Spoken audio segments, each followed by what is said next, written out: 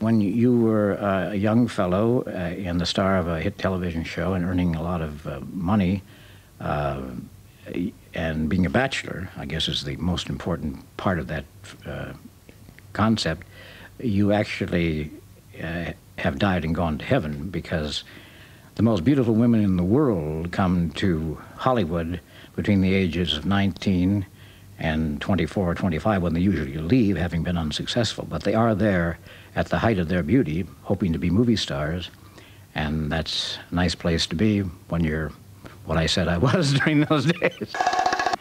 Now, what would you like me to change into? Oh, anything but a boy.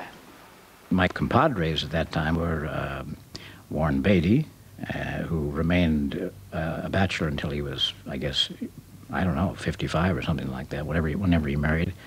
Jack Nicholson, who is still a bachelor, although he married when he was very young. And they feasted longer than I did on the great turnover that came into the West.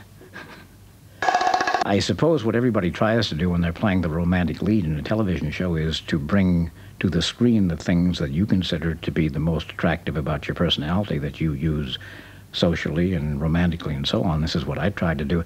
I think the main difference is that at the time I was doing the television show, this international bon vivant that I played, I really wasn't, because I hadn't traveled that much. I only started to travel extensively throughout the world and worked throughout the world after The Man from U.N.C.L.E. So really all the traveling that we did on the show and the savoir-faire that we pretended we had, or at least myself, I had not been exposed to until after the series ended, and I got a chance to travel. I did all of the stunts, and I had a stuntman who also did all of the stunts, and then we would look at the film the next day, and who looked the best got on the screen.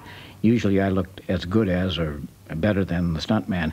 The only difference, I guess, was that I have a terrible fear of water, and I would never do anything, or I'd avoid it to the extent that I could, anything that involved getting into water, jumping off of boats into the ocean and so on.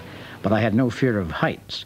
The reverse was true. David McCallum had a terrible fear of heights, and he loved water. So the writers always intentionally would write into the scripts scenes of great length with me in the water, and then we'd have to trade off, and he would wind up in the water, and I'd wind up on the mizzenmast, and that's how we worked it out. I know one of the shows you're going to show as a movie, it's called The Spy with My Face, and I played Napoleon Solo, the good Napoleon, and Napoleon Solo, the bad Napoleon. It was that kind of a story, kind of like the Superman 3, where there was a good Superman and a bad Superman. Well, in this sequence, there was a good Napoleon and a bad Napoleon.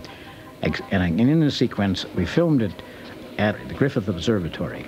And we filmed it there, and the morning that I had my big fight scene, which was a big fight scene with myself. In other words, I had to not only be the stunt double, but I had to be the stunt double both ways. I had to fight. I had to do the entire sequence, which was a very long sequence that lasted many minutes on the screen, all around the observatory, doing both characters reversed. And I had a terrible hangover that day, just an abomination. I couldn't even find my dressing room. And I now, when I look at the sequence, or I looked at it once, I can see the sweat pouring off me as I go over, shooting this scene over and over and over again, and shooting it twice, both ways, playing both the good solo and the bad solo. That I remember clearly.